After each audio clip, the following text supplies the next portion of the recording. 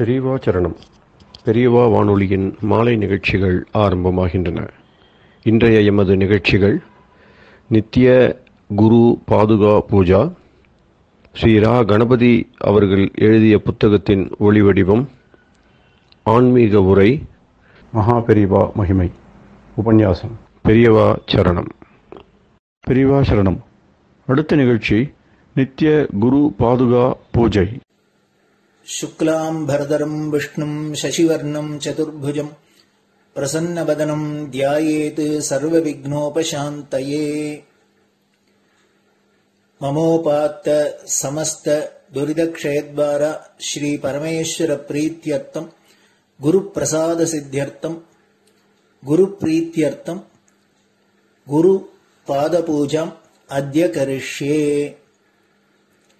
गुरुर्ब्रह्मा गुरुर्विष्णुर्गुरुर्देवो महेश्वरः गुरुः साक्षात् परब्रह्म तस्मै श्रीगुरवे नमः। अपारकरुणा सिन्धुं ज्ञानदं शान्तरूपिणं श्रीचन्द्रशेखरगुरुं प्रणमामि मुदान्वहम्। सदाशिवसमारम्भां शङ्कराचार्यमध्यमाम् अस्मदाचार्यपर्यन्तां वन्दे गुरुपरम्पराम्. எல்லோரும் குருவ பெரிவாள தியானம் பண்ணிண்டு அர்ச்சனை பண்ணுவோம். அஷ்டோத்திரம். பெரியவா அஷ்டோத்திரம் பல அஷ்டோத்திரங்கள் இருக்கு. அதுல எளிமையா சுலபமா எது இருக்கோ அதை நான் இப்ப சொல்றேன். எல்லோரும் இதை கேட்டுண்டே திருப்பி சொல்ல முடிஞ்சுபா சொல்லி சொல்லி பெரிவாளுக்கு பாதத்துல ஒவ்வொரு புஷ்பத்தை அர்ச்சனை பண்ணலாம். ओम श्री कांची कामकोटि पीठाधीश्वराय नमः। श्रीमत् चंद्रशेखरेन्द्र सरस्वती गुरुभ्यो नमः। संन्यासाश्रम शिखराय नमः। काषाय दंडधारिणे नमः। सर्वपीठापहारिणे नमः। स्वामिनाथ गुरवे नमः। करुणासागराय नमः। जगदाकर्षण शक्तिमते नमः। सर्वचराचर हृदयस्थाय नमः। ओम भक्त परिपालक श्रेष्ठाय नमः। धर्म परिपालकाय नमः। श्री जयेन्द्र सरस्वत्याचार्याय नमः। श्री विजयेन्द्र सरस्वती पूजिताय नमः। शिवशक्ति स्वरूपाय नमः। भक्ताभीष्ट प्रदायकाय नमः। ब्रह्मण्य पोषकाय नमः। ब्रह्म विष्णु शिवैक्य स्वरूपाय नमः। कांची क्षेत्रवासाय नमः। कैलाश शिखरवासाय नमः। स्वधर्म परिपोषकाय नमः। चातुर्वर्ण संरक्षकाय नमः। लोकरक्षण संकल्पाय नमः। ओम ब्रह्मनिष्ठापराय नमः। सर्वपापहराय नमः। धर्मरक्षक संतुष्टाय नमः। भक्तार्पितधन स्वीकर्त्रे नमः। सर्वोपनिषत् सारज्ञाय नमः। सर्वशास्त्रगम्याय नमः। सर्वलोक पितामहाय नमः। भक्ताभीष्ट प्रदायकाय नमः। ब्रह्मण्य पोषकाय नमः। नानाविध पुष्पार्चितपदाय नमः। रुद्राक्ष क्रीडधारिणे नमः। भस्मोद्दोलित विग्रहाय नमः। सर्वज्ञाय नमः। सर्वचराचर व्यापकाय नमः। अनेक शिष्य परिपालकाय नमः। मनश्चाञ्चल्य निवर्तकाय नमः। अभयहस्ताय नमः। भयापहाय नमः। यज्ञपुरुषाय नमः। यज्ञानुष्ठान रुचिप्रदाय नमः। यज्ञसम्पन्नाय नमः। यज्ञसहायकाय नमः। यज्ञफलदाय नमः। यज्ञप्रियाय नमः। उपमानरहिताय नमः। स्फटिक तुलसी रुद्राक्ष हारधारिणे नमः।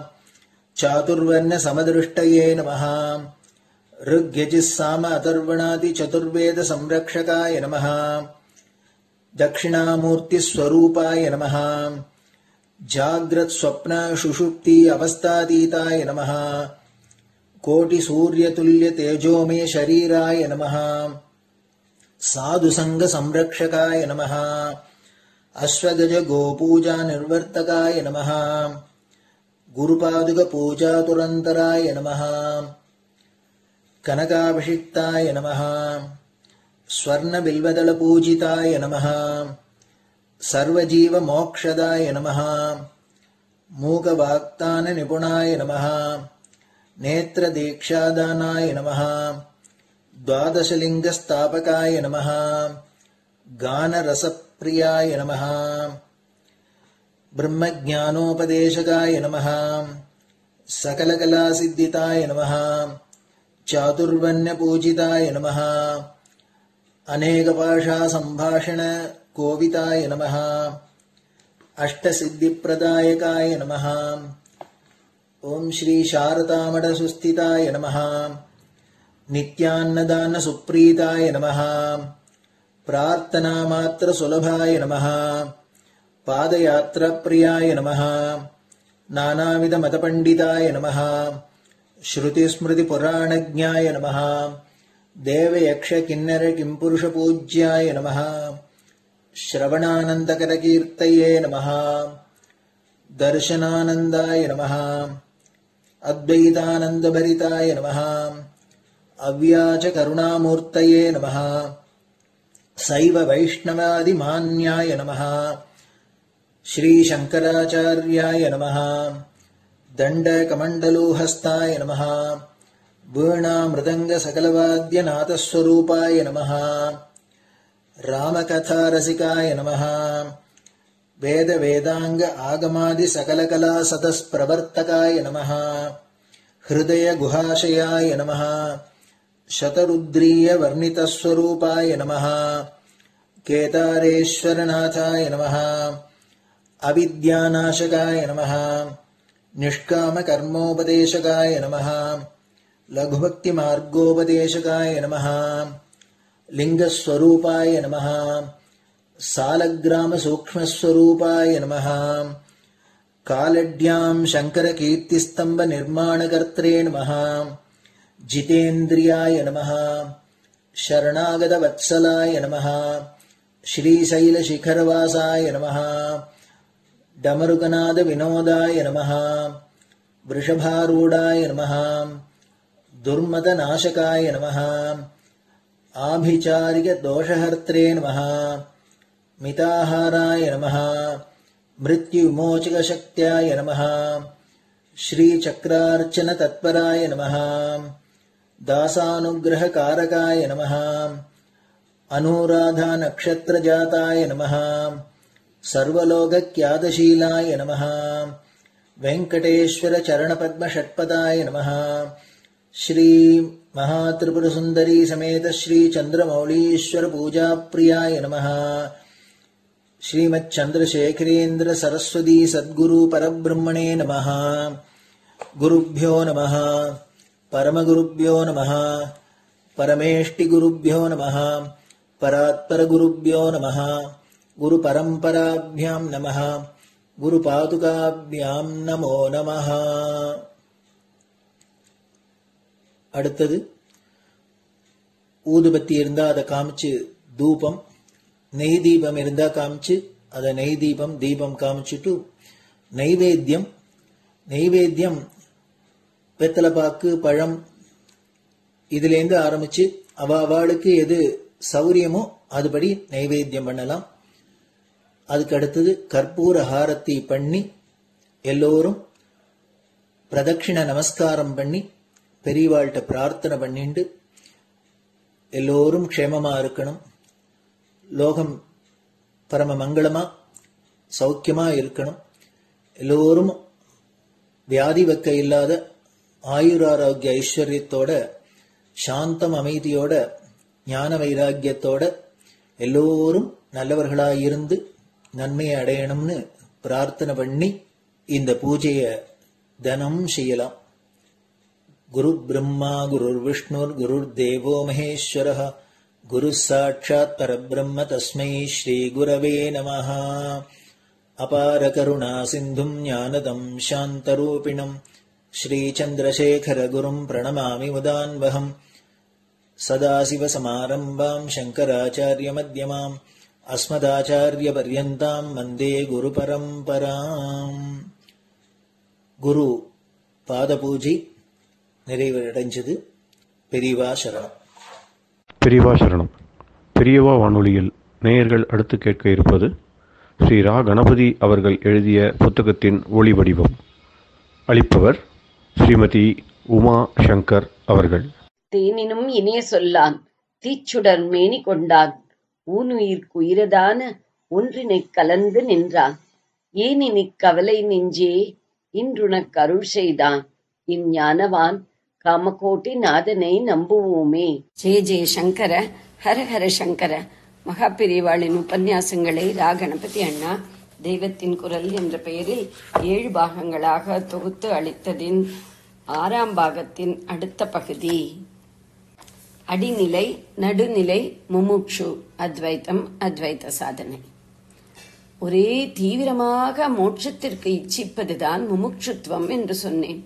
மோட்சத்திற்கு என்று பொது அபிப்பிராயப்படி சொன்னாலும் சாட்சாத்காரத்திற்கு என்றே அர்த்தம் பண்ணிக்கொள்ள வேண்டும். பொது அபிப்பிராயப்படியும் ஆச்சாரியாலும் அதையே பின்பற்றி சொல்கிறபடியும் மோட்சம் என்றே சொல்லிக் கொண்டு போகிறேன். மோட்சத்தில் தீவிரமான தாபம்தான் முமுட்சுதை. ஆனாலும் கருணை மனஸ் கொண்ட ஆச்சாரியாள் அத்தனை தீவிரமாக தவிக்காதவர்களையும் கூட மந்த மத்தியம தசை முமுட்சுக்களாக அங்கீகரித்து அடுத்த ஸ்லோகத்தில் அவர்களையும் உற்சாகப்படுத்தும் விதத்தில் சொல்லி இருக்கிறார். கீழ்மட்டத்தில் இருப்பது மந்த தசை, நடுத்தரமாக இருப்பது மத்தியம தசை, உச்சகட்டத்தில் இருப்பது உச்சமட்டத்தில் இருப்பது உத்தம தசை. உபாசனைகளில் சாதனைகளில் ஆளை பொறுத்து மந்தாதிகாரி, மத்தியமாதிகாரி, உத்தமாதிகாரி என்று 3 சொல்வது வழக்கம்.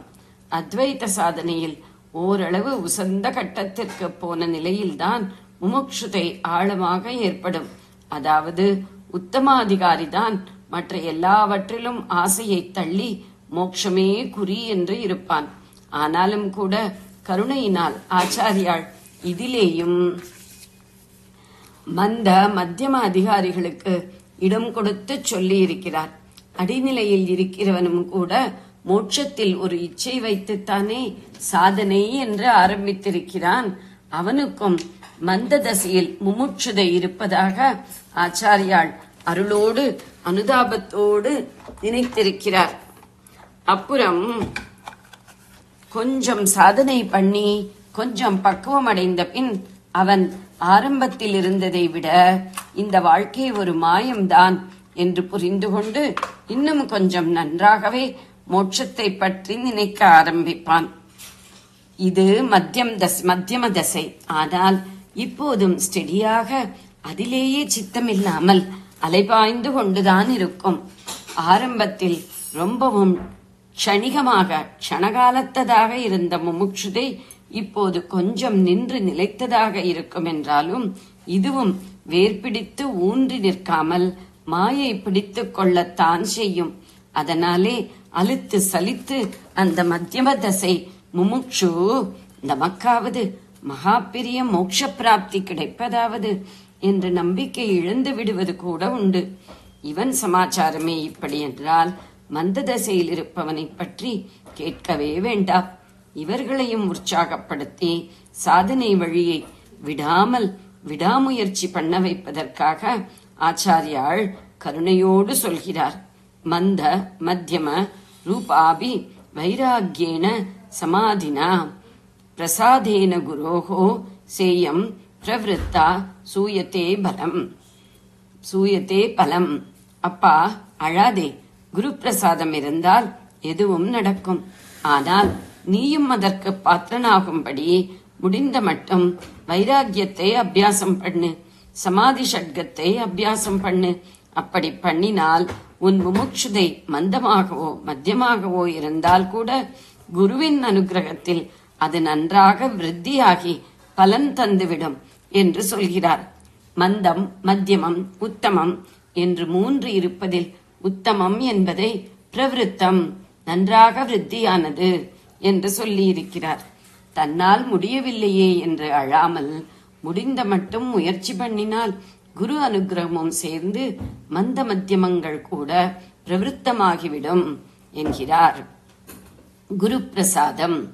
குரு பிரசாதம் முமுட்சுதைக்கு மட்டுமில்லை, சாதனா கிரமத்தில் அகாராதி ஷகாராந்தம் அடி ஆரம்பத்திலிருந்து முற்றிய முடிவு வரை ஒவ்வொன்றும் குரு பிரசாதத்தாலேயேதான் பூர்ணமாக வேண்டும்.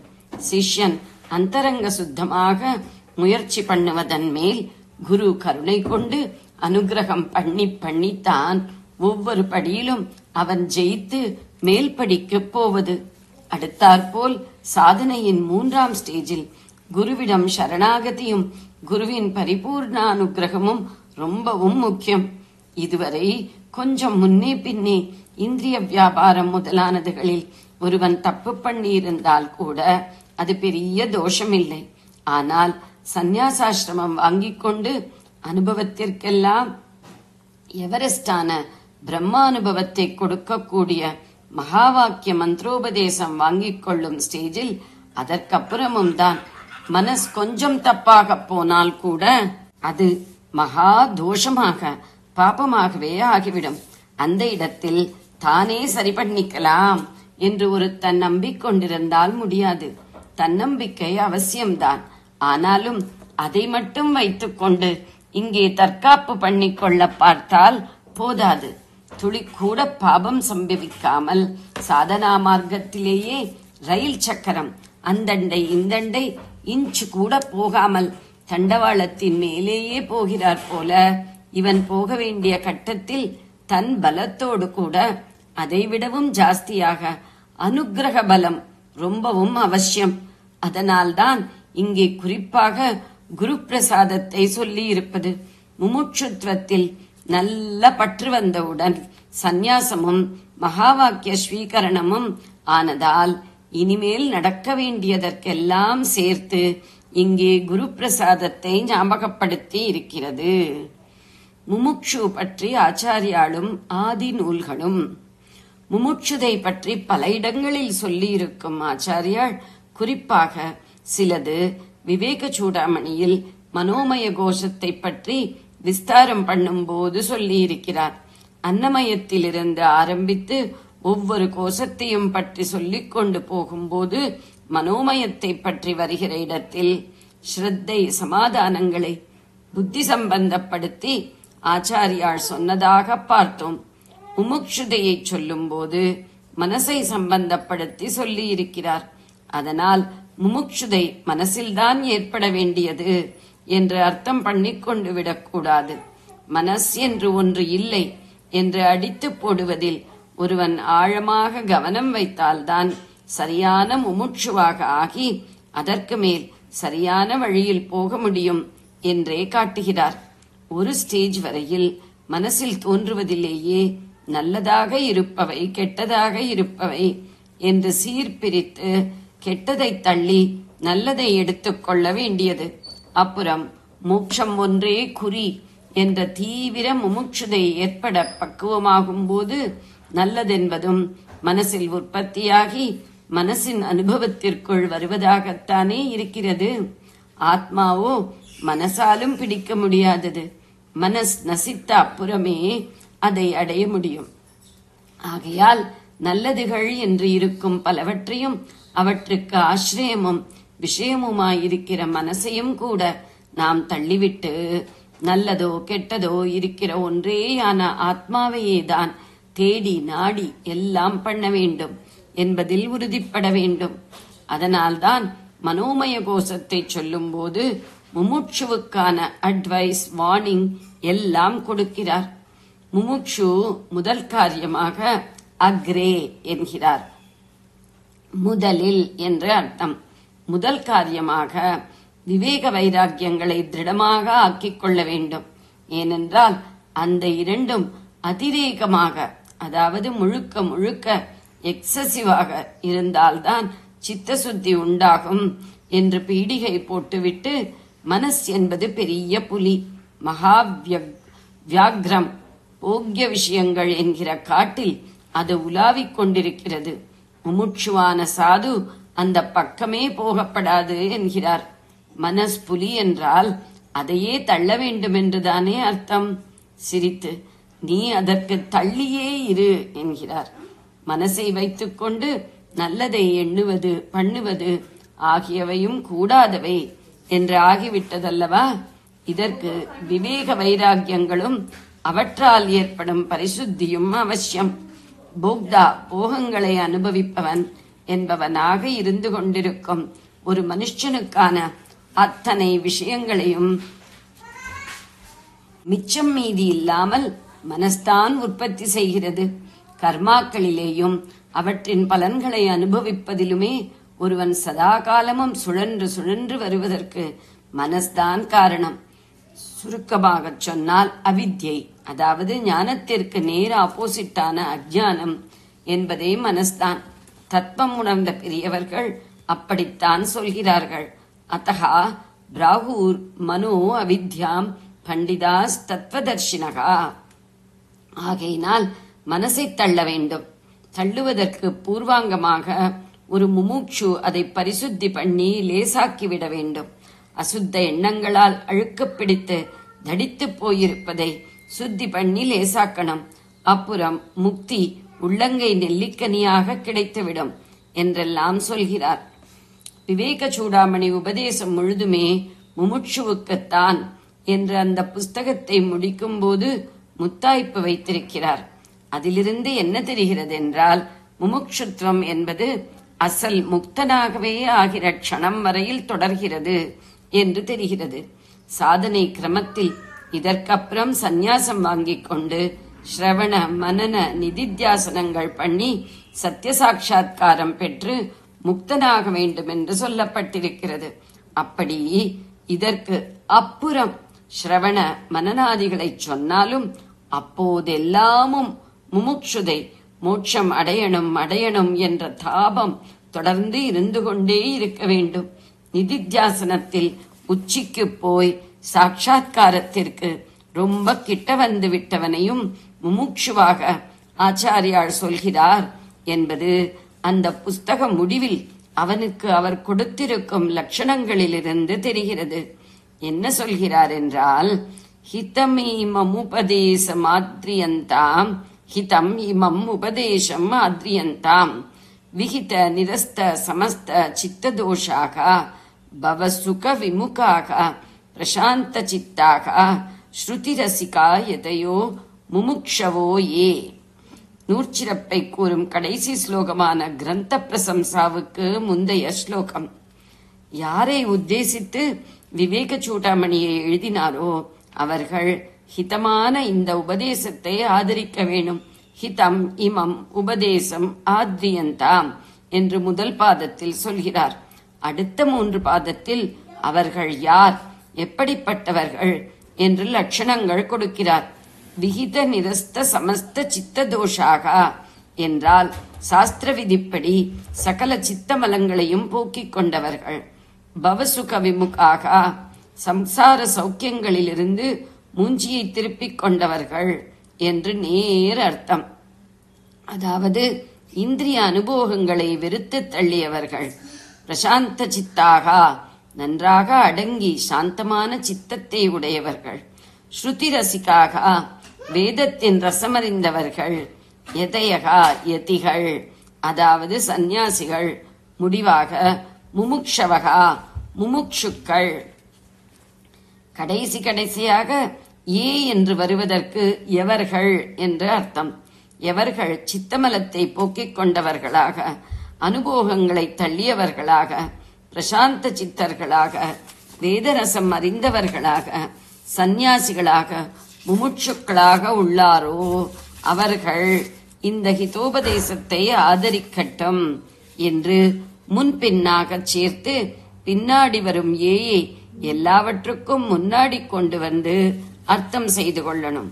இங்கே முமுட்சு என்று முடிக்கிறவனுக்கு கொடுத்திருக்கும் லட்சணங்கள் அவன் சந்நியாசம் வாங்கிக் கொண்டு சாதனையில் உச்சிக்கு போனவன் என்று காட்டுவதையே சொல்ல வந்தேன்.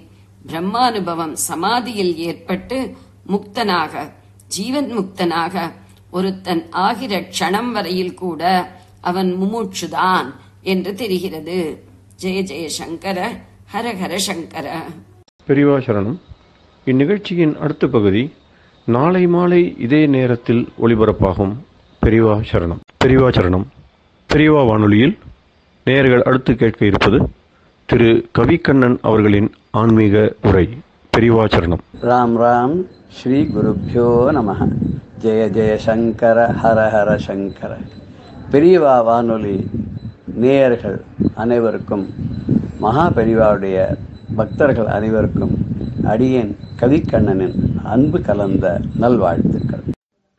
ராம் ராம். ஜெய ஜெய சங்கர, ஹர ஹர சங்கர.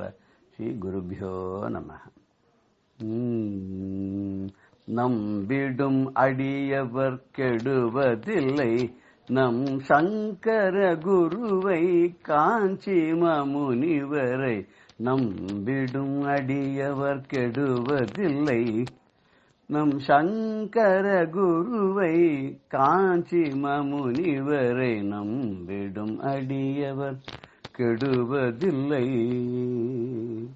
அம்புயம் போன்று அலந்த முகத்தவர், அம்புயம் போன்று அலந்த முகத்தவர், அருள்மழை பொழியும் அற்புத சீலரை. அருள்மழை பொழியும் அற்புத சீலரை. நம்பிடும் அடியவர் கெடுவதில்லை. எண்ணிய நற்செயல் இதமாய் முடியும், இன்னல்கள் விலகி இன்பமே விடியும். எண்ணிய நற்செயல் இதமாய் முடியும், இன்னல்கள் விலகி இன்பமே விடியும். பண்ணிய பவவினை பொடி பொடியாகும், விண்ணிலும் மண்ணிலும் நலமுண்டாகும். பண்ணிய பவவினை பொடி பொடியாகும், விண்ணிலும் மண்ணிலும் நலமுண்டாகும். நன்னிய மாந்தர்க்கு நற்கதி கூடிடும், நானிலும் செழிக்கும் நன்மைகள் கொழிக்கும். நன்னிய மாந்தர்க்கு நற்கதி கூடிடும், நானிலும் செழிக்கும் நன்மைகள் கொழிக்கும். அண்ணலை அருந்தவ கொழுந்தினை நமது, அண்ணலை அருந்தவ கொழுந்தினை நமது அகந்தினில் வைத்து அன்புடன் பணிந்து. நம்பிடும் அடியவர் கெடுவதில்லை, நம் சங்கர குருவரை காஞ்சி முனிவரை. நம்பிடும் அடியவர் கெடுவதில்லை, சங்கர குருவை காஞ்சி முனிவரை. நம்பிடும் அடியவர் கெடுவதில்லை. நம்முடைய மகா முனிவர் காஞ்சி முனிவர் கருணை முகில், அவரை நம்பக்கூடியவர்களுக்கு எந்த கெடுதலும் வருதில்லை, கெட்டு போறதே இல்லை. தாமரை போன்று அலர்ந்த முகத்தவரானவர், அருள் மழை பொழியக்கூடிய அற்புத சீலர். அவர் நினைச்சிருந்தோம்னாக்க, நம்ம பணிந்தோன்னா நன்னின நல்ல செயல்கள்லாம் இதமாக முடியும், கட்டங்கள்லாம் விலகி போடும், நம்ம பண்ணிருக்க பவ வினையெல்லாம் பொடி பொடியா ஆயிடும், இம்மையிலும் மறுமையிலும் நலமே உண்டாகும். அவரை அடைந்த மாந்தருக்கு நல்ல கதி தான் கிடைக்கும். இந்த உலகம் செழிச்சிருக்கும், நன்மைகள் எல்லாம் கொழிச்சிருக்கும். அப்படிப்பட்ட அருந்தவ சிலரான அவரை நம்ம மனசுல வச்சு பணிஞ்சோம்னா, அன்போடு நினைச்சோம்னா, அப்படி நம்பின அடியவர்கள் இன்னைக்கும் கெடுவதில்லைன்னு இந்த பாட்டுல நம்ம சொல்லியிருக்கோம். அப்படி அற்புதமான அவருடைய தவ வலிமையினால, அருள் கட்டாட்சினால நன்மை அடைந்த எத்தனையோ பக்தர்கள்லாம் இருக்கா இல்லையா? அதெல்லாம் நம்ம வரிசையா பார்த்துன்னு வரோமே. அதுல ஒருத்தரை பத்தி இன்னைக்கு பார்க்கலாம். பெரியவா ஒரு சமயத்துல என்ன பண்ணா அப்படின்னாக்கா, அவரை பத்தி நிறைய பேர் நிறைய புஸ்தகங்கள்லாம் எழுதியிருக்கா. அவருடைய உபன்யாசங்களெல்லாம் தொகுத்து கொடுத்திருக்கா.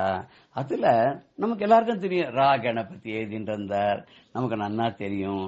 அது மாதிரி அந்த காலத்துல பரணிதரன் ஒருத்தர் எழுதிட்டு வந்தார். பரணிதரன்கிறவர் மல்டி ஃபேசட்டட் பர்சன். அவர் ஸ்ரீதர் அப்படின்ற பேர்ல கார்ட்டூன் வரைவார். பரணிதரன் பேர்ல புனித யாத்திரைகள் பற்றியெல்லாம் புண்ணிய சரித்திரங்கள்லாம் பற்றியெல்லாம் எழுதுவார்.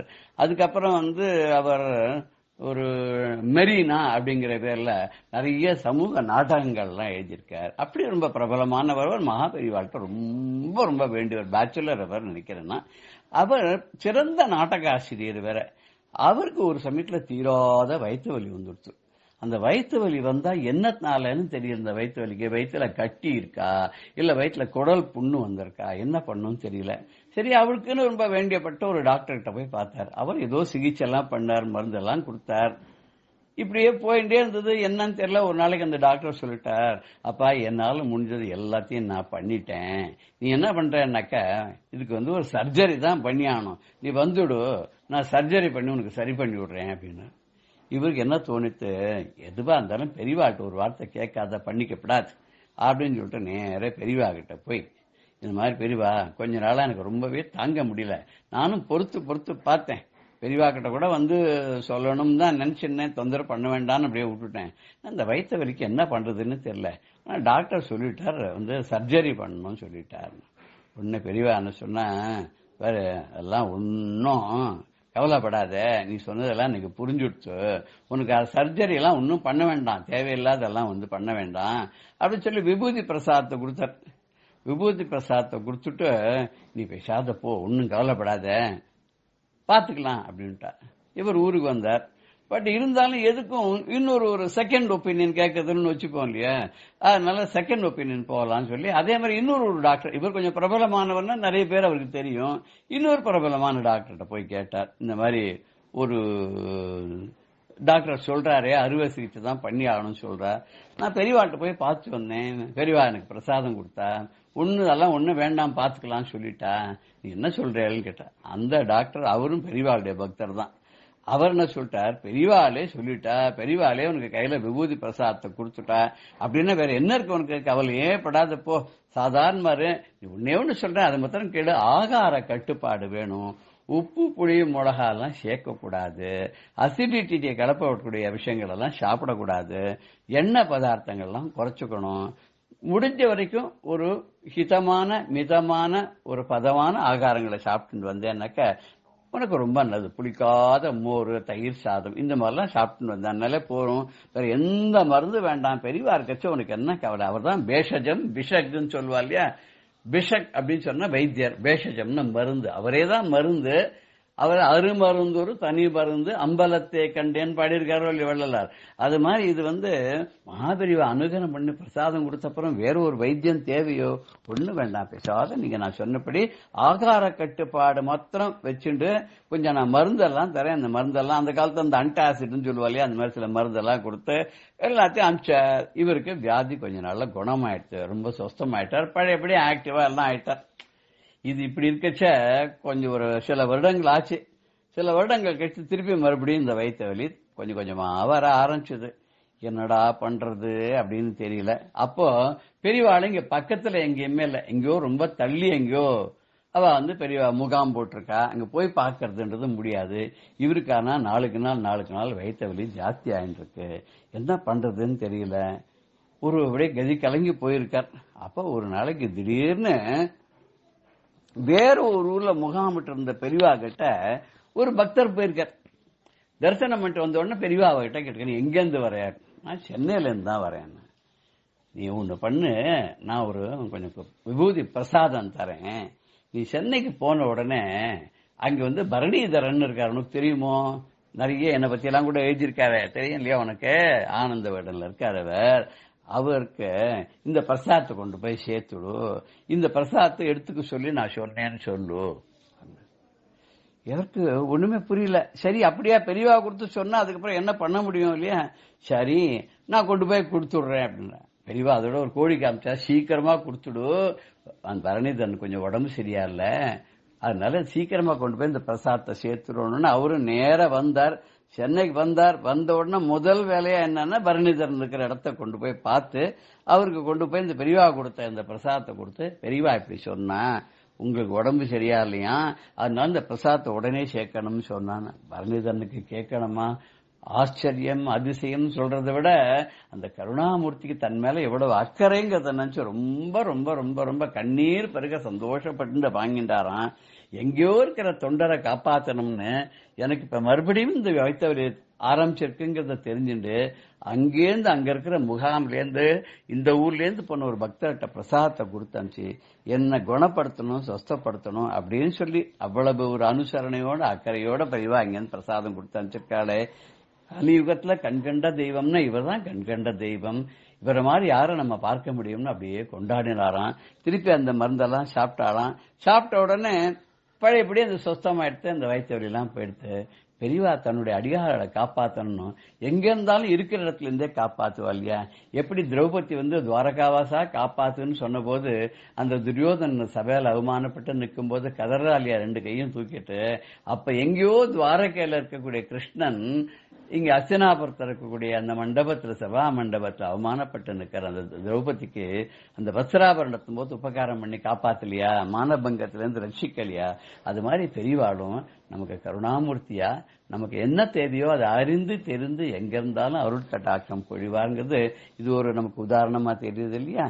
ஜெய ஜெய சங்கர ஹர ஹர சங்கர ஸ்ரீ குருபியோ நம. ராம் ராம். பெரியவா சரணம். இந்நிகழ்ச்சியின் அடுத்த பகுதி நாளை மாலை இதே நேரத்தில் ஒளிபரப்பாகும். பெரியவா சரணம். பெரியவா சரணம்.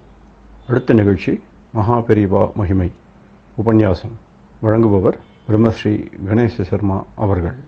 அபார கருணா சிந்தும் ஞானதம் சாந்தரூபிணம் ஸ்ரீ சந்திரசேகர குரும் பிரணமாமி முதான்பகம். வேற ஒண்ணும் இல்லை, ஆதிசங்கர பகவத்பாதாளுக்கு கேட்கிற மல்லியோ சங்கர விஜயத்துல இவர் பூர்ணா நதியில ஸ்நானம் பண்ண போனார். இவர் போயிட்டாராக்கும் அப்படின்னு நினைச்சிருந்தா சன்னியாசம் வாங்கிட்டா புனர்ஜென்மா, அதனால நான் பழிச்சு வந்தாலும் வந்துடுவேன் அப்படின்னு சொன்னாக்கா அதே மாதிரியே இவர் முதல்ல விட்டுட்டு வெளியில வந்தார். அப்படிங்கிறாப்புல இந்த வெங்கட்ராமையரா இருக்கிறதே இவர் போயிடுவரோன்னு இருந்தவர் இப்ப சன்னியாசம் வாங்கிட்டு புனர்ஜென்மான்னு ஏந்துன்னு பழையபடி வர ஆரம்பிச்சுட்டு வந்தாரு. அதுக்கப்புறம் இவருக்கு என்னென்னலாம் பண்ணணுமோ வைதிகமா அதெல்லாம் பண்ணினா இந்த ஏகாம்பரத்தை பார்த்து இந்த திருவாரூர் இப்ப சுவாமிகள்னு சொன்னோம், திருவாரூர் சுவாமிகள் சொன்னார். அவரோட பையெல்லாம் கொண்டு வந்திருக்காரு யாத்திரையில் கூட ஒருத்தர். அதுல ஓரமா ஒரு பைய காமிச்சார். அந்த பையில பணம் இருக்கு, அதுலேருந்து எடுத்து இந்த நாராயண பட்டு பண்ணி வச்சிருக்காரு, அவருக்கு ஏதான சம்பாதனை தட்சிணை கொடுக்கணும், அதுலேருந்து ஒரு 10 ரூபா பணம் எடுத்து கொடு அப்படின்னு. இதை இவர்கிட்ட சொல்லி பெரியவா உடனே ஏகாம்பரத்து என்ன சொல்றாரு, அவர் என்ன பண்றேன்னு. இல்ல அவரோட பைய இருக்கான், அந்த பையில எதுவும் பணம் வச்சிருக்காராம், இந்த பண்ணி வச்சிருக்க சன்னியாசாசிரமம் கொடுத்து எல்லாம் பண்ணி வைதிக கிரமா பண்ணி வச்சிருக்கு, பணம் கொடுக்க சம்பாவனை பண்ண சொல்றாரு, 10 ரூபா எடுத்து கொடுக்க சொல்றாரு அப்படின்னு. உடனே பெரியவா சிரிச்சினேஸ்வரா, அவர் தான் இனிமே சன்னியாசி ஆகியாச்சு, இனிமே அவருக்கு ஏது பைய, அவருக்கு ஏது இனிமே பணம், அதனால நீ ஒண்ணு பண்ணு, அந்த பையில இருக்கிற பணத்துல 10 ரூபா எடுத்து கொடுக்காத, பையில இருக்கிற பணம் முழுக்கலும் எடுத்து அவர்கிட்ட கொடு. இதுக்குத்தான் ஒரு பெரியவா வேணுங்கிறது. நமக்கு அப்பவும் என்ன தோணுறது, அது தோணல, இவருக்கு இதை வச்சுக்கணுங்கிற எண்ணம் இல்லை. இவர் என்ன பண்ண சம்பாதனை பண்ணணும் அப்படின்னா அதுல இருந்து எடுத்து ஒரு 10 எடுத்து கொடு அப்படின்னு சொல்றாரு. ஆனா பெரியவா என்ன பண்ணார், இனிமே இது அவரோடது இல்லை, இனிமே அடுத்த வாரம் எடுத்துக்க முடியாது, அதனால இவர் பண்ணி வச்சு ஒரு ஆசிரமம் கொடுக்கறதுக்கு கைங்கரியம் பண்ணவருக்கு கொடுத்துரு முழுக்க அப்படின்னு விட்டா. அது அப்படியே கொடுக்கப்பட்டது. அதுக்கப்புறம் மறுநாளைக்கு தீபாவளிக்கு பிரமாதமா பட்சணங்கள்லாம் பண்ணி அலங்காரம்லாம் பண்ணி எல்லாம் பண்ணினா பெரியவா என்னம்னா அம்பாளுக்கு லட்டு இட்டு மைசூர் பாகு இதெல்லாம் ஜாங்கிரி இதெல்லாம் பண்ணி அலங்காரம் பண்ணியாச்சு. பெரியவா சொல்றா, அம்பாளுக்கு முகத்துக்கு மட்டுமான முகம் ஒண்ணுதான் தெரியறாப்புல இருக்கு, அதுக்கும் சந்தன காப்புல அலங்காரம் பண்ணும், அதனால சந்தனம் அரைச்சிடுவா அப்படின்னு சொல்லி வேடிக்கையா இருக்கும். நினைச்சுட்டா நினைச்சதை சொல்லுவா, நினைச்சது நடந்துரும், அவ்வளவுதான் அந்த சந்நிதியில. இவர் உடனே ஏகாம்பரம் போய் எங்கேயோ கல்லு கட்டை எல்லாத்தையும் தேடி, கர்நாடகால சந்தன கட்டைக்கு என்ன குறவு, தேடி சந்தனத்தெல்லாம் அரைச்சு அம்பாளுக்கு முகத்துக்கு சந்தன அலங்காரம் பண்ணி அம்பாள் மறைக்கிற அளவுக்கு அன்னக்குவியல் போட்டு வெள்ளையெல்லாம் போட்டு எல்லாம் பண்ணிவிட்டு தீபாவளி ஸ்நானம் முடிச்சுன்னு அம்பாளுக்கு இந்த அலங்காரம்லாம் பண்ணி தரிசனம்லாம் பண்ணிட்டு பெரியவா அப்புறம் வந்தா. வரத்தே என்ன பண்ணினா அந்த பட்சணங்கள்லேருந்து எல்லாத்தையும் எடுத்து சாண்டூர் ராஜா வெள்ளம் தான் மெயினா அதுக்கெல்லாம் கைக்கரியம் பண்ணிட்டு இருக்கா, வெள்ளமும் தரிசனத்துக்கு இருக்கா, கூடவே இருக்கா. இவாளுக்கு இந்த பட்சணத்துல பிரசாதம் எல்லாம் கொடு அப்படின்ட்டு மீதி என்ன பண்ணார், அந்த அன்னமோ பட்சணமோ ஒன்னுத்தையும் நீங்க தொடப்படாது, எல்லாரும் இந்தெண்ண வந்துட வேண்டியது. அதுக்கப்புறம் அங்க வர ஜனங்கள்லாம் என்ன பண்ணிக்கிறாளோ பண்ணிக்கிட்ட முடியும். எல்லா இடத்துலயும் அப்படித்தான் பெரியவா, எதுவா இருந்தாலும் அங்க போறதோ உபயோகப்படுத்துறது வானோன்னு மீதி என்ன இருக்கோ மீந்து எல்லாத்தையும் அப்படியே போட்டுட்டு வர வேண்டியது. அது யாருக்கானோ உபயோகப்பட முடியும். அப்படி இருந்திருக்கிறதே இந்த யானகுந்தியில இருக்கிறதே ஒரு இஸ்லாமியர், அவர் இந்த சிந்தாமணி மடத்துல இருக்கிறதே அப்படியே உணர்ச்சி பூர்வமா பெரியவாளை நமஸ்காரம் பண்ணிட்டு இருக்கார். இதை பார்த்துட்டு பெரியவா ரொம்ப சந்தோஷப்பட்டா. அவரோட அந்த பாவத்தையும் அந்த உணர்ச்சியும் பார்த்தா. அவரோ பிறப்பால ஒரு இஸ்லாமியரா இருக்கார். ஆனா அந்த பக்தி பெரியவாளை பார்த்தோன்னு அந்த பக்தியும் அந்த உணர்ச்சியும் பார்த்தோன்னு பெரியவா சொல்றா, பாரு என்ன பக்தி பாரு அவனுக்கு. எனக்கு ஒண்ணு தோன்றது, இவன் ஒருத்தனுக்காக இந்த பக்திக்காகவே இந்த ஊர்லயே இருந்துட்டா தேவையில்ல போல இருக்கு அப்படின்னு பெரியவா சொல்றான்னா, அந்த வந்தவரோட பக்தி எப்படி இருந்திருக்கும், அந்த பாவம் எப்படி இருந்திருக்கும் அப்படிங்கிறத நாம தெரிஞ்சுக்கலாம். அப்படி இந்த அனகுந்தியில சிந்தாமணி மடத்துக்கு பக்கத்துல இருக்கிறது அங்கங்க மலை பாறையா இருக்கும். அதுல ஒரு ஓரத்துல ஒரு மண்டபம், ராமர் நின்னுண்டு பானம் போட்டர் ஒரு மரத்தடியிலேருந்து வாலி வதம் பண்றதுக்கு அப்படி எல்லாம் சொன்னோம். அதுக்கு பக்கத்துல ஒரு பழைய மண்டபம், கருங்கல் மண்டபம், எல்லாம் கருங்கல்லு தான். அந்த மண்டபத்துல தான் ஒரு ஓரத்துல பெரியவா இருந்தா இன்னொரு இடத்துல ஒரு ரூம் மாதிரி இருக்கும். அதுல சமையல் எல்லாம் பண்ணி வாளுக்கு ஆகாரம் எல்லாம் கூட கைங்கரியம் பண்ற வாளுக்கெல்லாம். அப்படி இருக்கிறதே ஒரு நாளைக்கு இவா சமையல்லாம் பண்ணிட்டு பெரியவாளுக்கு பிட்சா எடுத்து இந்த கூட கைங்கரியம் எல்லாம் என்ன பண்ணினா அவ போய் ஆகாரம் பண்ணணும். அப்ப இந்த திருத்தாமர மணி அப்படின்னு சொன்னேன், ஹாஸ்பிட்டல்லேருந்து அவர் தரிசனத்துக்கு வந்திருக்கு. இந்த மணியை நீ பாத்துக்கோ பெரியவாளை, நாங்களவே ஆகாரம் பண்ணிட்டு வரோம் அப்படின்ட்டு சொன்னா. இவாள்லாம் உள்ளுக்குள் போய் இலையை போட்டு சாப்பிட்டு இருக்கா. பெரிய உடனே இந்த திருத்தாமர மணிட்டு சொன்னா, நீ ஒண்ணு பண்ணு, நேரா அந்த உள்ள சாப்பிட்டு இருக்கா, எல்லாரையும் உடனே கிளம்பி வெளியில வர சொல்லுவோன்னு. இவர் மணிக்குள்ள போய் சொன்னார், உங்களெல்லாம் உடனே வர சொன்னான்னு. அவ சொன்னா, நாங்கெல்லாம் சாப்பிட்டு இருக்கோம், சாப்பிட்டுட்டு வரோம்னு சொல்லு அப்படின்னா. இல்ல உடனே வர சொல்லுன்னு பெரியவா உத்தரவு. பெரியவா சொல்லிட்டா வேற என்ன பண்ண முடியும், வேற வழி இல்லை, எல்லாரும் கிளம்பி இந்துன்னு வரா. அந்த உள்ள சமையல் கிட்ட அதுல ஏதோ ஒரு பூனை படுத்துட்டு போலுக்கு. அங்க உள்ள ஊலையில ஏதாவது ஒரு பூனை இருக்கும், அதையும் கொண்டு மொள்ள விரட்டி விடு, இந்த பக்கம் விரட்டி விடு அப்படின்னா. இப்படி எல்லாரும் வந்தா பூனையும் விரட்டி விட்டா. இப்படி எல்லாரும் வெளியில இந்த பூனையும் வெளியில வந்ததோ இல்லையோ, என்ன அடுத்த நிமிஷம் ஆச்சுன்னர் அந்த கருங்கல் மண்டபம் தொட தொட தொட தொடன்னு சாஞ்சு கொடுத்து கீழே சரிஞ்சு விழிஞ்சு இடிஞ்சு விழுந்துடுது. இதை பார்த்து இந்த எல்லாருக்கும் கண் எதிர்க்க நாம சித்த நேரம் முன்னால உட்காந்து சாப்பிட்டு உட்கார்ந்த இடம் ஏதோ பழங்காலத்துது தர தர தர தரன்னு சாயிறது சரியறது. இதை பார்த்து இந்த வாழ்க்கை எப்படி இருந்திருக்கும் அப்படின்னு பகீர்னது திடீர்னுது. நல்ல வேளை நாம இப்படி இந்த சமயத்துல இது சரியே போறது, நம்மளை காப்பாத்துறதுக்கு தான் பெரியவா உடனே வெளியில வர சொல்லுன்னு இருக்கா. அப்ப பார்த்தா நம்ம சாப்பிட்ற கூட விட மாட்டேங்கிறாளே பெரியவா, இப்படி அவசரப்படுத்துறாளே அப்படின்னு நினைச்சுட்டா அடுத்த நிமிஷம் கண்ணெதிர்க்க அதுக்கு பலன் தெரியுது, மண்டபம் இடிஞ்சு விழுறது. அப்படி ஒரு இடம் அந்த ஆனகுந்தி. அப்படி இந்த ஆனகுந்தி எல்லாம் இருந்தா. அதுக்கப்புறம் மதுவனம்ங்கிற இடம், அந்த மதுவனத்துல இருந்தா பெரியவா. இந்த மதுவனத்துல பிக்ஷையெல்லாம் முடிச்சுட்டு இப்படி பல இடங்கள்ல வர. அதுல ஹேமகூட்டம் அப்படிங்கிற இடம், ரிஷ்யமூகம் அப்படிங்கிற இடம், மால்யவந்தம் அப்படிங்கிற இடம். இந்த மால்யவந்தத்துல ராமர் கோவில், அதுவும் ஒரு மலை மாதிரி இருக்கும். அந்த மலையில போனா அங்க பார்த்தீங்கன்னா அப்படி ஒரு உபச்சாரம். அங்க ராமரும் லக்ஷ்மணரும் ராம தீர்த்தம்னு லக்ஷ்மண தீர்த்தம்னு இருக்கு. அங்கே என்ன பண்ணுவாங்க, ராமாயணத்தை பாராயணம் பண்ணிட்டே இருக்கா. இந்த ராமாயண பாராயணத்தை கேட்கறதுக்கே ஆனந்தமா இருக்கும். நார்த் இந்தியன்ஸ்லாம் பண்ணுவா. அப்படி அங்க பண்ணிட்டு இருக்கா. அந்த மால்யவந்தத்துல போய் அங்க ராமர் எல்லாம் தரிசனம் பண்ணிட்டா. இப்படி இதெல்லாம் முடிச்சுட்டு திருப்பி ஹம்பிக்கு எல்லாம் வந்துட்டு பெரியவா என்ன பண்ணினா ஹாஸ்பிட்டலுக்கு வந்தா.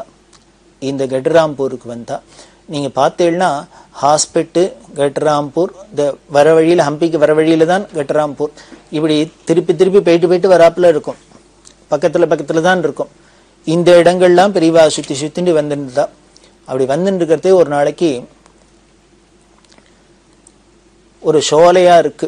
அந்த மதுவனம் எல்லாம் ஒரே சோலையா தான் இருக்கு. அப்படி சோலையில இருக்கிறதே பார்த்தா ரொம்ப ரம்யமா இருக்கு. என்ன அப்படின்னா பட்சிகளோட ஜாலங்கள்லாம், பட்சிகள்லாம் என்னெல்லாமோ பட்சி எல்லாம் கூவுறது, அதுங்கிறது இதுங்கிறது சத்தம் எல்லாம் போட்டு இருக்கு. இப்படி எல்லாம் இருக்கிறத பார்த்தா பெரியவா ரொம்ப ஆனந்தமா ரசிச்சுட்டு இருக்கா. அதுல மரங்கள்ல பெரியவா ஒரு மரத்தடியில உட்கார்ந்து இருக்கா. இந்த மரத்துக்கு பக்கத்துல பார்த்தா மேல பட்சிகள்லாம் கூடு கட்டி இருக்கு, குஞ்சு போட்டிருக்கு போல இருக்கு. இந்த தாய் பட்சியெல்லாம் அதுக்கு ஓட்டின்னு போறது. இப்படி எல்லாம் அதுக்கு அந்த ஜாலங்கள்லாம் பட்சி ஜாலங்கள்லாம் அந்த குரல் கொடுக்கலாம் ரொம்ப அழகா இருந்து எல்லாம் ரசிச்சுட்டா. அப்படி இருக்கிறதே ஒரு குரங்கு வந்தது. பெரியவாள்கிட்ட யாரோ கொண்டு வந்தோ வாழைப்பழம் வச்சிருக்கா. திடீர்னு ஒரு குரங்கு வந்தது. குரங்கு வந்தோடனே பெரியவாள்கிட்ட வச்சிருந்து வாழைப்பழத்தை எடுத்தது. இவாள்லாம் துரத்துறதுக்கு போனா, அதெல்லாம் எடுத்துக்காத, என்ன பெரியவாள்கிட்ட இது வச்சிரு பழம் நம்ம தான் சாப்பிடணுமா, என்ன அதுவும் சாப்பிடலாம் அப்படின்னா. அதை எடுத்துட்டது சாப்பிட்டது எல்லாம் பண்ணிட்டு அது என்ன பண்ணிட்டு திருப்பி இந்த பட்சி கூடெல்லாம் கட்டி அதுல ஏற போச்சு. இதுல ஏற போனோன்னு பெரியவா என்ன பண்ணா, கூட இருக்கவள்கிட்ட அப்பதானே தீபாவளி இருக்கு, இந்த பட்டாசு இருக்கோ ஏதானோ அப்படின்னா, இருந்தா 4 கொளுத்தி போடும். எதுக்கு புரியல. பெரியவா சொன்னா கொளுத்தி போட்டா எதுக்குன்னா, பெரியவா சொல்றா இந்த பட்டாசு சத்தத்தை கேட்டா குரங்கெல்லாம் பயந்துன்னு ஓடி போயிடும். இந்த குரங்கு இப்போ இந்த மரத்து மேல ஏற போறது, இந்த மரத்து மேல ஏறினா குரங்கு சும்மா இருக்குமோ? அதுல ஏதோ குருவி அந்த கூடு கட்டி இருக்கு, பட்சிகள் எல்லாம் அது இப்பதான் குஞ்சு பொறிச்சிருக்கு, அதுல இருந்துட்டு இருக்கு.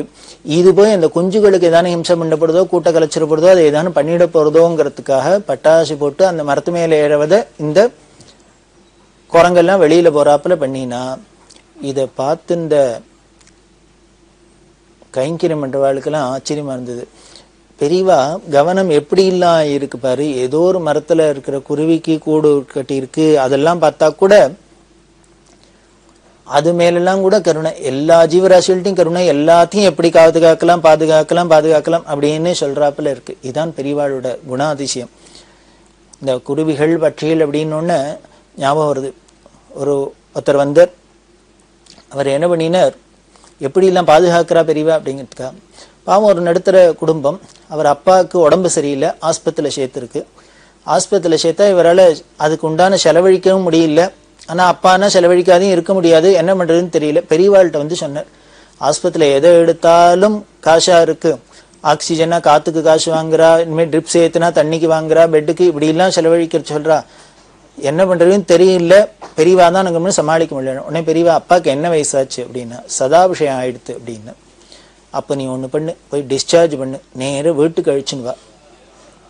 வீட்டுக்கு அழிச்சுன்னு வந்து அப்பாவுக்கு ஏதான ஆகாரம் கஞ்சி கிஞ்சி என்ன அவருக்கு செல்றதோ நீ ஆகாரத்தை கூடும், விடாத விஷ்ணு சஹஸ்ரநாமம் பாராயணம் பண்ணிட்டு, பகவன் நாம எப்பொழுதும் காதில் விழறாப்புல பண்ணிகிட்டே இரு. இப்படி பண்ணிகிட்டே இரு, அவர் எத்தனை நாளைக்கு இருக்காரோ இருந்துட்டு போட்டோம் அப்படின்னு சொல்லிட்டு அப்போ சொல்கிறா, நாம் ஒருத்தருக்கு உடம்பு சரியில்லைன்னா நாம் மருந்து கொடுக்கணும், சிகிச்சை பண்ணணும். ஆனால் அதை விட முக்கியம் அருமருந்து, ஒரு தனி மருந்து அப்படின்னு சொல்லியிருக்கு பகவன் நாம, பகவத் ஸ்மரண. இனிமேல் 80 வயசுக்கு மேலே ஆயிடுத்து, ஆஸ்பத்திரியில் கொண்டு வச்சிருந்தாலோ எக்கச்சக்கமாக காசு செலவழிக்க வேண்டியிருக்கு. அது வசதி இருக்கிறவா செலவழிக்கலாம், வசதி இல்லைன்னா நம்ம என்ன பண்ணுறதுன்னு தெரில. அதனால நமக்கு என்ன பண்ணலான்னார், அவர் சத்கதி அடையிறதுக்கு ஏதானும் கைங்கரியம் பண்ணலாம். அதுக்கு வீட்டுக்கு அழிச்சுன்னு வா, அவர் சௌக்கியமாக இங்கேயே அவர் ஆவி பிரியட்டும் பகவத் ஸ்மரணையோட அப்படின்னு சொல்லி அவருக்கு சொன்னா. இது எதுக்கு அப்படின்னா, பெரியவா குருவியாக இருக்கட்டும், மனுஷாலாக இருக்கட்டும், எந்த ஜீவராசிகளாக இருக்கட்டும், எல்லாத்துக்கும் ஹிதத்தை பண்ணுறதுக்குன்னே ஒரு அவதாரம், சங்கரோதி இது சங்கரா அப்படின்னு நல்லது பண்ணுறதுக்குன்னே ஒரு அவதாரம், சங்கர அவதாரம். அதுதான் பெரியவான்னு சொல்லி அந்த சங்கரோட நன்மையில் இன்னும் என்னென்னலாம் யாரெல்லாம் அடைஞ்சாங்கிறத தொடர்ந்து பார்க்கலாம். பெரியவா சரணம். இந்த நிகழ்ச்சியின் அடுத்த பகுதி எதிர்வரும் திங்கட்கிழமை அன்று இதே நேரத்தில் ஒளிபரப்பாகும். பெரியவா சரணம். பெரியவா சரணம். அடுத்த நிகழ்ச்சி திருவாசக இன்னிசை. வழங்குபவர் ஸ்ரீ சத்குருநாத தேசிகர் அவர்கள். பெரியவா சரணம். திருச்சிற்றம்பலம். குழைத்த 10 குழைத்தால் பண்டைக் கொடுவினை நோய்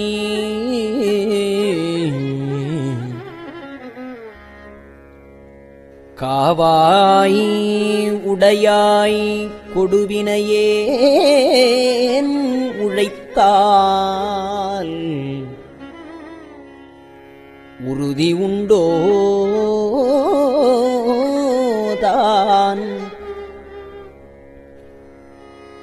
உமையாள் கணவா எனை ஆழ்வாய்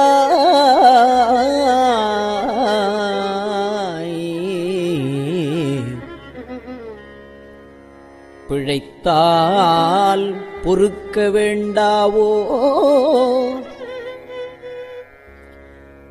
பிறைசேர் சடையாய் முறையோ என்று அழைத்தால் அருளாது ஒழிவதே அம்மானே உன் அடியேற்கே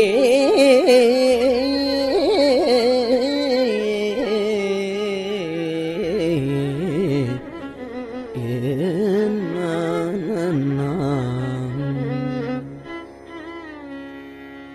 அடியேன் அல்லல் எல்லாம் உன்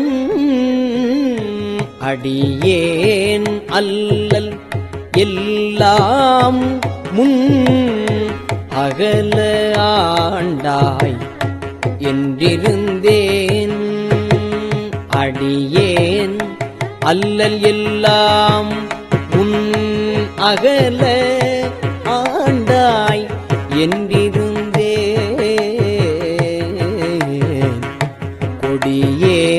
கொடியேறிடையாள் கூறா எம் கோவே ஆவா என்றருளி செடி சேர் உடலை சிதையாதது எத்துக்கு எங்கள் சிவலோகா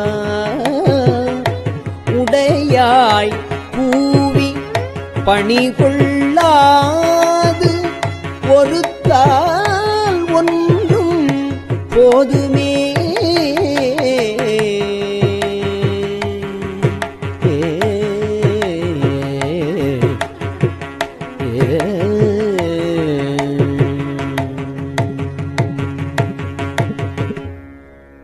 ஒன்றும் போதா நாயேனை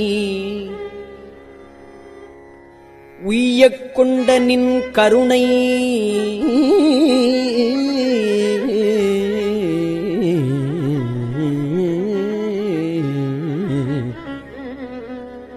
இன்றே இன்றிப் போய்த்தோதான்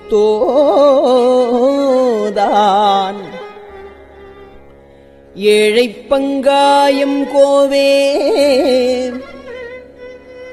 குன்றே அனைய குற்றங்கள் குணமாம் என்றே நீ கொண்டால் என்றான் கெட்டது இறங்கிடா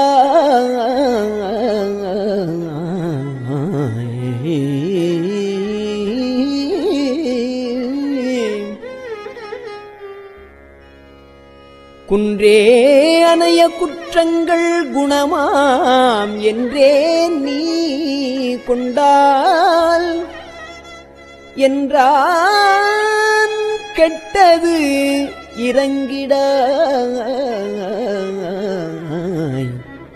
என் தோள் முக்கண் எம்மானே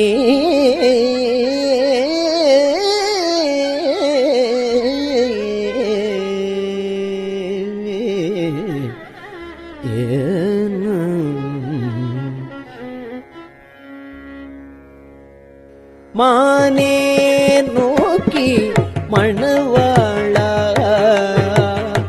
மன்னே நின்சி மரப்பித்து யூனே புக என்றனை நூக்கி உழல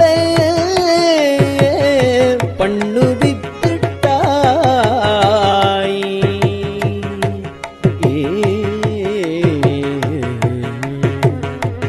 ஆனால் அடியேன் அறியாமை அறிந்து நீயே அருள் செய்து ஆனால் அடியேன் அறியாமை அறிந்து நீயே அருள் செய்து கோனே பூவிக்கொள்ளும்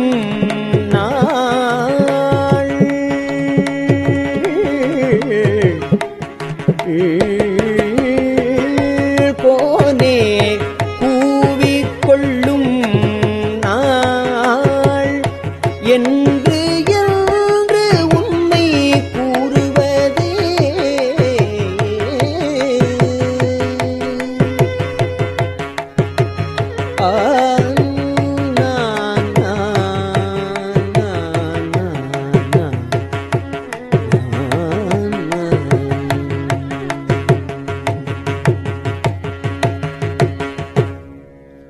கூறும் நாவே முதலாக கூறும்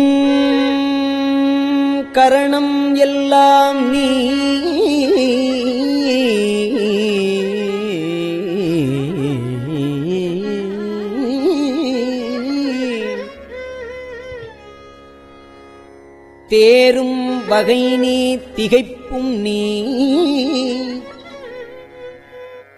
தீமை நன்மை முழுதும் நீ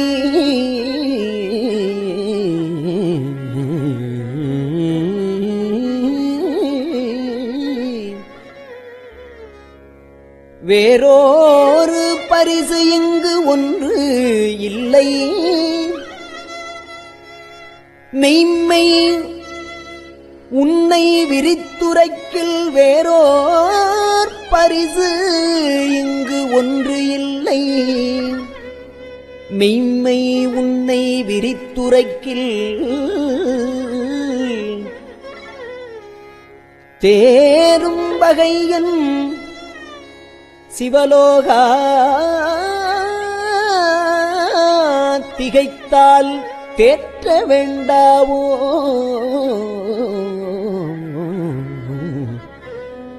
சிவலோகா திகைத்தால்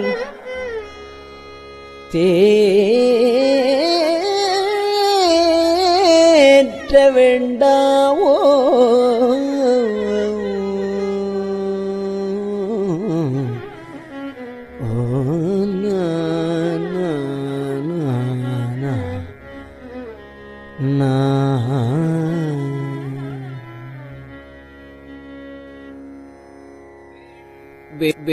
வேண்டத்தக்கது அறிவோய் நீ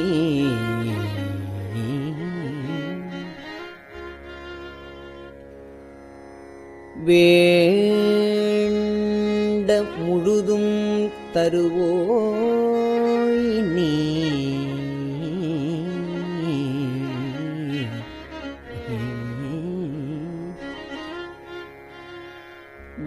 வேண்டத்தக்கது அறிவோய் நீ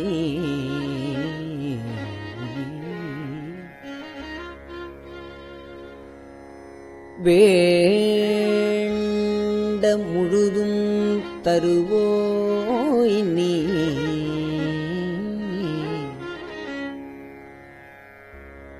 வேண்டும் அயன் மாலுக்கு அறியோய் நீ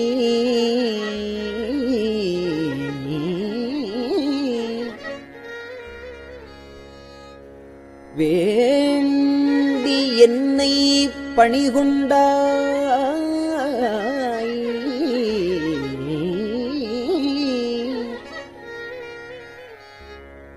வேண்டி நீ யாது அருள் செய்தாய்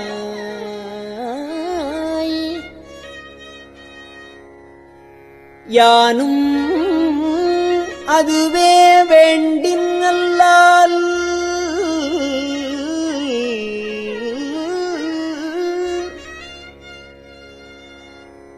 வேண்டி நீ யாது அருள் செய்தாய்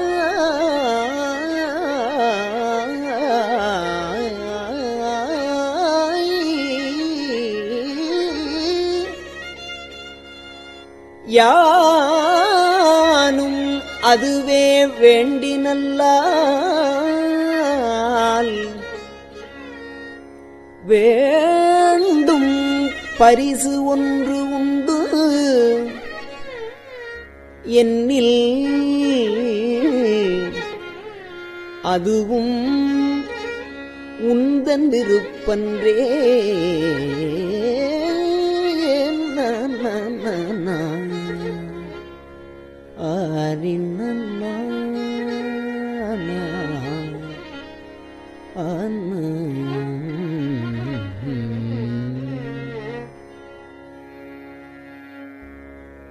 அன்றே எந்தன் ஆவியும் உடலும் உடைமை எல்லாமும் குண்டிலையோ குன்றே அனையாய் என்னை ஆட்கொண்ட போதே கொண்டிலையோ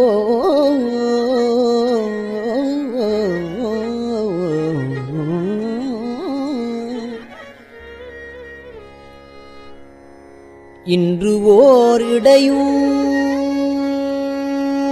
எனக்கு உண்டோ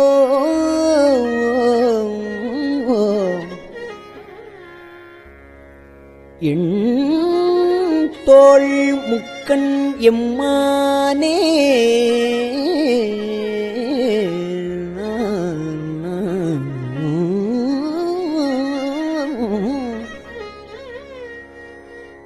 நன்றே செய்வாய் பிழை செய்வாய் நானோ இதற்கு நாயகமே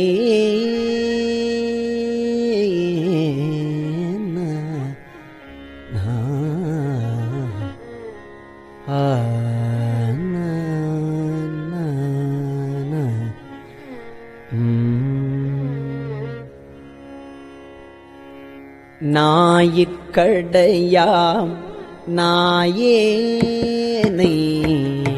நாயிற்கடையாம் நாயேனை நயந்து நீயே ஆட்கொண்டாய் மாயப் பிறவி உன்வசமே வைத்திட்டு இருக்கும் அதுவன்றி ஆயக்கடவேன் நானோதான்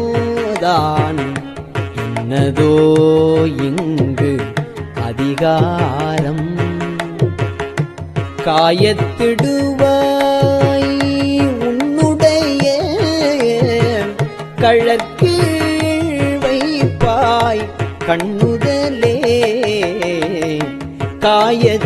காயத்திடுவாய் உன்னுடைய கழற்கீழ் வைப்பாய் கண்ணுதலே கண்ணார் நூதலோய் கழலினைகள் கண்டேன் கண்கள் களி கூற எண்ணாது இரவும் பகலும் நான் அவையே எண்ணும்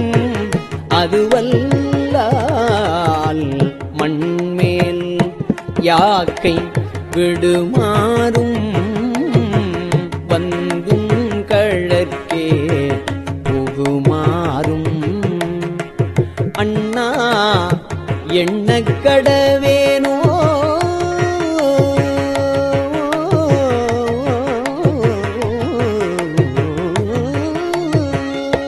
அண்ணா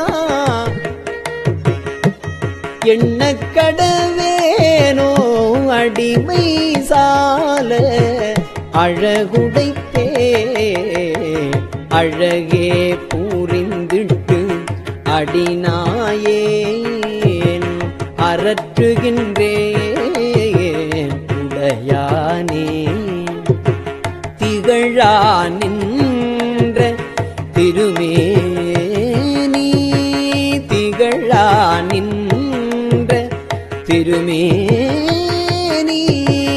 காட்டி என்னை பணிகுண்டாய் புகழே பெரிய பதம் எனக்கு புராண நீ தந்தருளாதே குழகா கோலமறையோனே கோனே என்னை குழைத்தாயே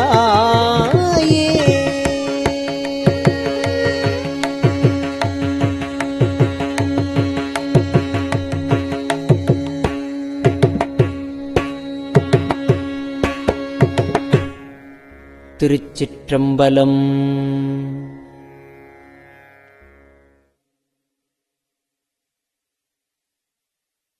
பெரியவா சரணம். இந்நிகழ்ச்சியின் அடுத்த பகுதி நாளை மாலை இதே நேரத்தில் ஒளிபரப்பாகும். பெரியவா சரணம். பெரியவா சரணம். பெரியவா வானொலியின் இன்றைய நிகழ்ச்சிகளின் நிறைவாக திருப்பொன்னூசல் வழங்குபவர் சத்குருநாத தேசிகர் அவர்கள். பெரியவா சரணம். திருச்சிற்றம்பலம். திருப்பொன்னூசல். தெங்குலவு சோலை திரு உத்தர கோசமங்கை. தெங்குலவு சோலை திரு உத்தர கோசமங்கை.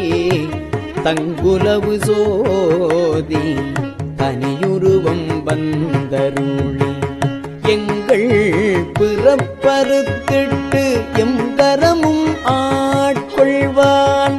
பங்குலவு கோதையும் தானும் பணி கொண்ட கொங்குலவு கொன்றை சடையான் குணம் பரவி பொங்குலவு பூன்முலையீர் பொன்னூசலாடாமோ. பொங்குலவு கொன்றை சடையான் குணம் பரவி பொங்குலவு பூன்முலையீர் பொன்னூசலாடாமோ. பொங்குலவு பூன்முலையீர் பொன்னூசல் ஆடாமோ.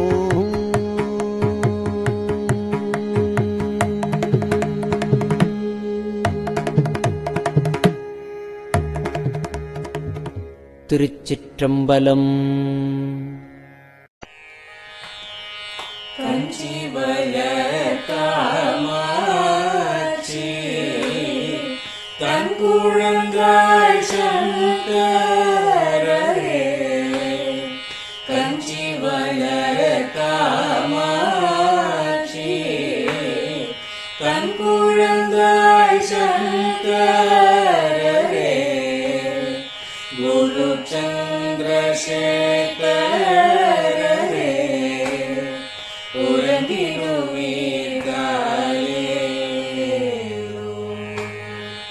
உறங்கிடுவீர்களேலோ.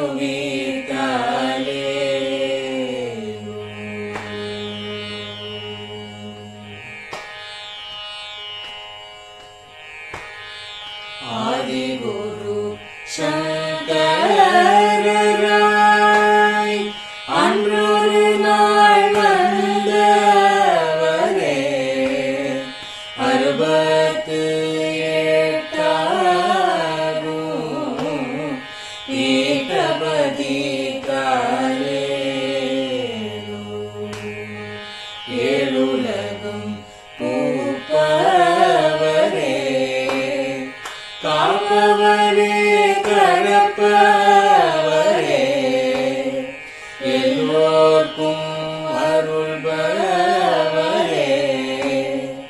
உறங்கிடுவீர்களேலோ.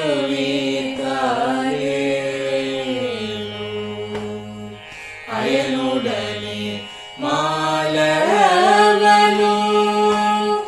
தேடிய பொற்பதத்தவரே. அருமறைகள் சாற்றும் முயல் மலர்பதமே காலேலோ. முக்தி நிலை எய்திடவே சக்தி தரும் சத்குருவே. முக்தி நிலை எய்திடவே சக்தி தரும் சத்குருவே. நித்தமெங்கள் நாவீசையில் நித்திரை கொள்தாரேலோ. நித்தமெங்கள் நாவீசையில்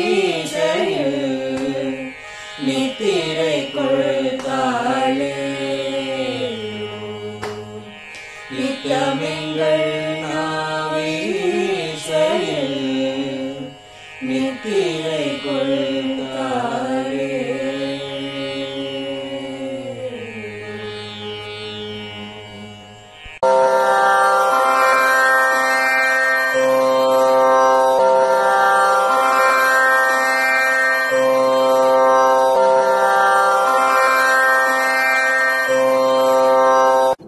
பெரியவா சரணம். பெரியவா வானொலியின் மாலை நிகழ்ச்சிகள் இத்துடன் நிறைவடைகின்றன. எமது அடுத்த ஒளிபரப்பு நாளை காலை இந்திய நேரப்படி 6 மணிக்கு துவங்கும். பெரியவாச்சரணம்.